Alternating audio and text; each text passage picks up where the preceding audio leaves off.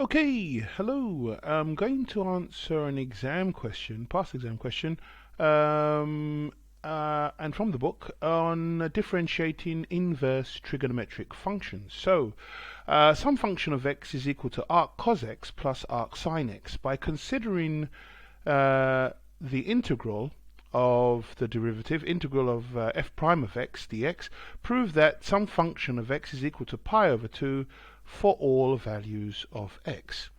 Well, if the function, and let's sort this out here first. Okay, let's do the math. So if the function of x is equal to the integral of the derivative function f prime of x dx, and then of course we've got to add c. When you integrate the derivative function, generally speaking, you get back to where you initially started. So therefore, we can write just f of x, some function of x. Yeah, some function of x is equal to, and now this is where I'm going to use the identity, or the standard result, the integral of 1 over the root of, for arc sine x, it's 1 minus x squared, yep, for arc sine x, and then minus, of course, 1 over arc cos x, which is 1 over, again, the root of 1 minus x squared. And these kind of cancel each other out, really. It's an interesting question. And you'll end up with just plus c, because we have some function of x which will end up being equal to the integral of 0. The integral of 0, dx. Should write dx here, dx.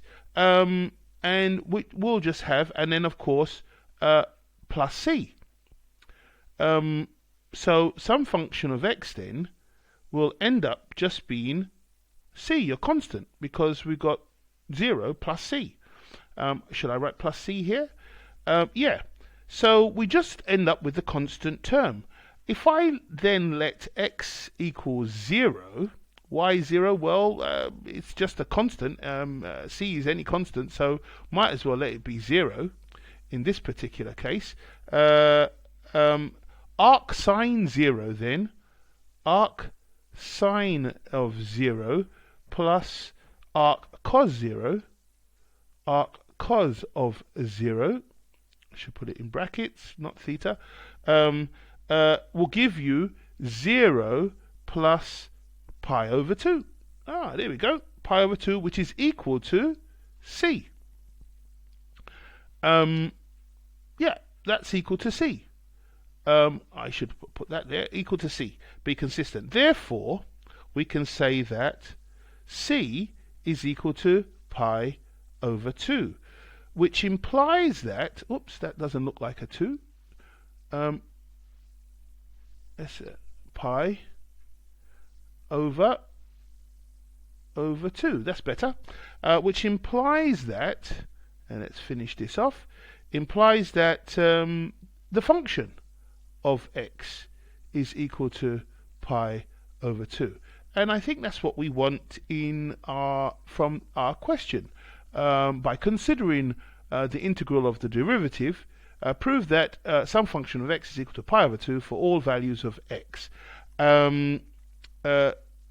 Therefore, integrating the derivative gets you back to the to where you started, which is again pi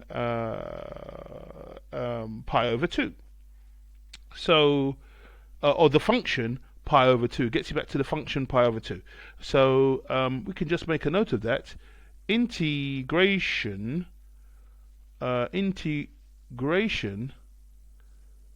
of the derivative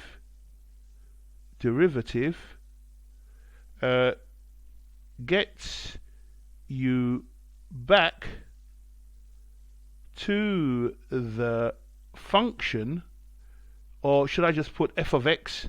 Yeah, I think that's better, saves time as well, to gets you back, instead of writing all this, I gets you back to some function of x, which is equal to pi over 2. Yeah, that's the way, a sensible way of going about it. I suppose you could geometrically represent it by using a triangle and calling your angles A and B, and of course your vertical straight line, right angle triangle of pi over 2.